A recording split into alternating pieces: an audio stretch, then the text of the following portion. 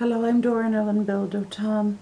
I'm cranking out a few videos in English because if Netanyahu succeeds in cobbling together a government with a preponderance of orthodox parties, my work is going to be cut out for me, and I'll be making videos primarily in Hebrew. So while the negotiations are going on, I have a few days to be able to make some videos in English. I'd like to talk about the color of people's skin and also the color of people's hair. This is not so much about race. It's just talking about the color of one's skin, the color of one's hair specifically. I don't know what critical race theory is. I've heard that term. I don't know what it is. I didn't look into it. It didn't seem like something that I want to really busy my mind with. So I don't know. So please don't compare what I'm saying to critical race theory, assuming that I know what it is. If you compare what I'm saying herein to that, then at least, clue me in as, I don't know. In order to understand the colors of people's skin, the spectrum over which it spans, from very, very light to very, very dark, we have to understand what light and heat are at base. Light is the physical expression of the current attained wisdom. And the visible light within that spectrum that we can see, which is a very, very narrow band, is within the wisdom that has been attained what we are consciously aware of. That which is in the invisible light ranges, in the very high ranges, the very low ranges, is our preconscious and subconscious. We're not aware of that. So the light that we can see, the colors that we can see, reflects the amount of wisdom that has been attained that we can see. Heat is the physical expression of love. Generally, they go together.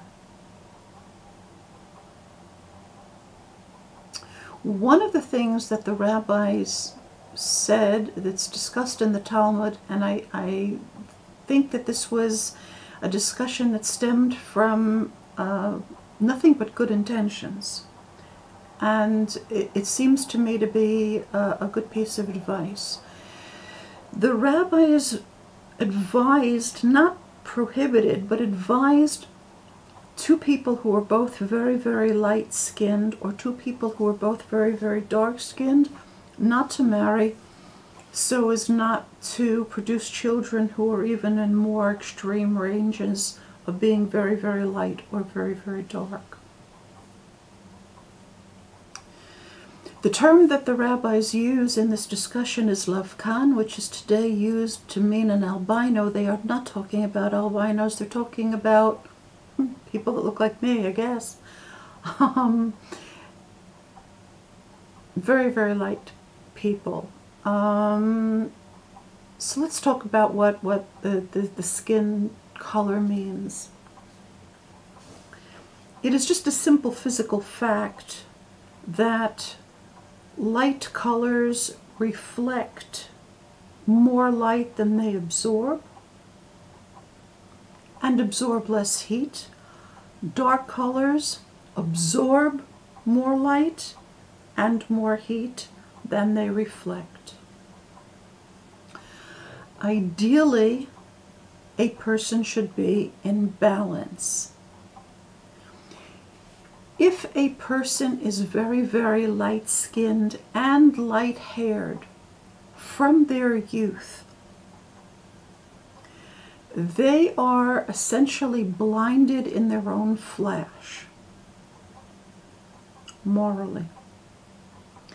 They are reflecting more light than they are absorbing. Now, when a person gets older, we lose melanin, both in our hair and in our skin. Even the skin becomes lighter as we get older. With the hair, it's far more pronounced, obviously.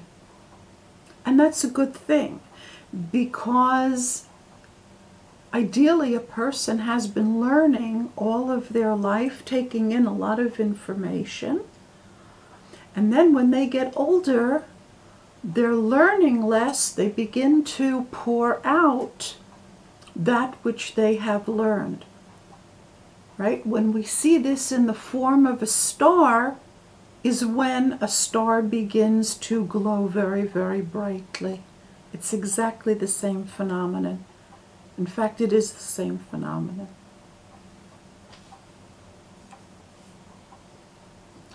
But that's not good when someone is young.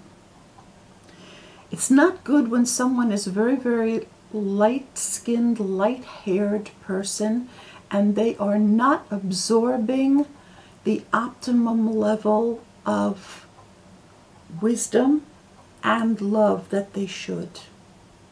They just don't feel it.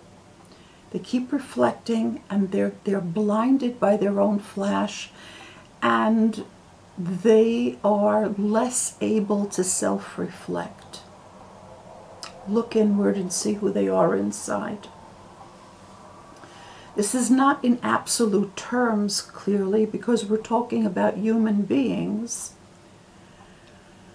And even the most light-skinned person can still consciously overcome this innate tendency to reflect more than they absorb if they're aware of it.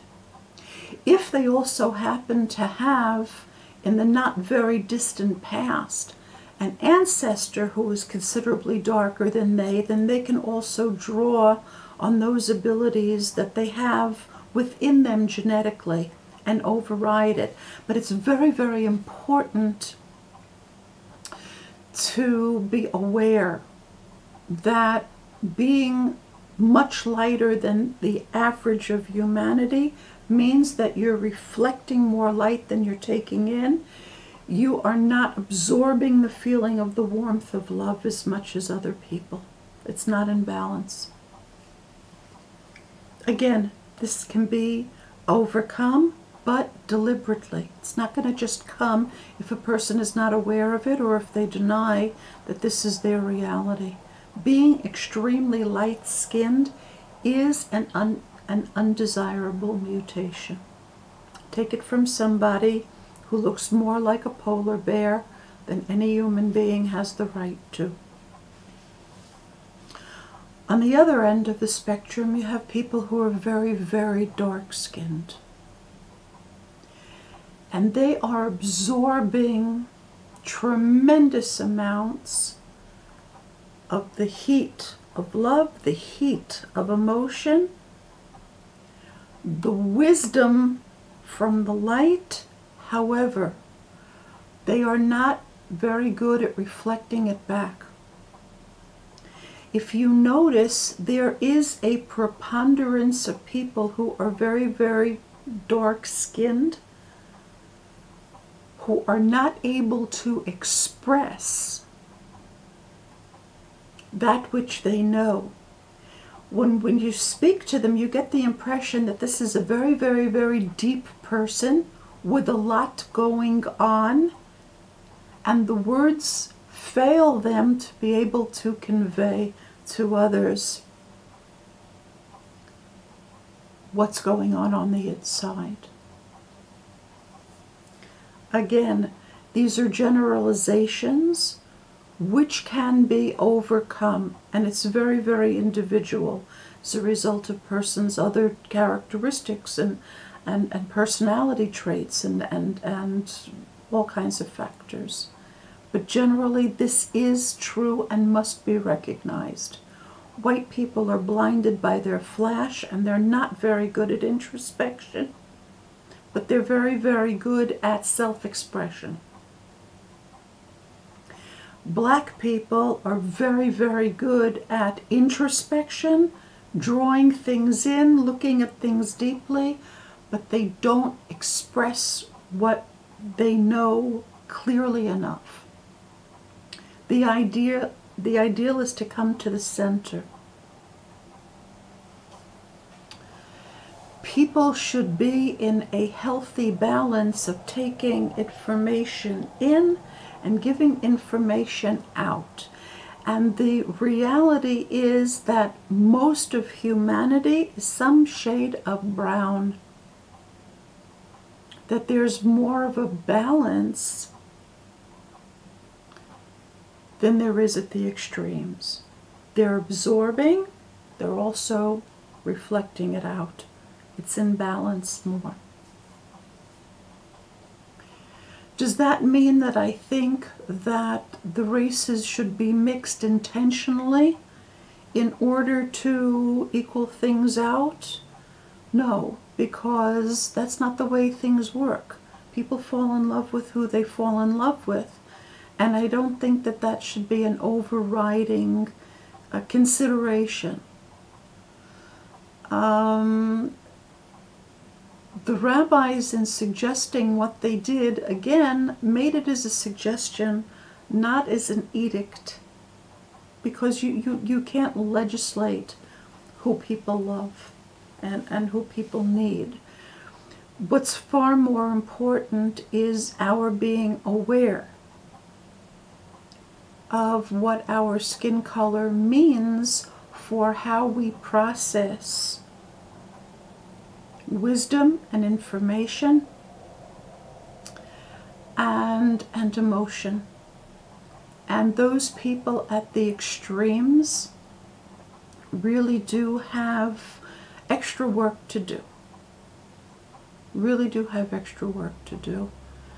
And because we're human beings, again, we can master our biology with awareness.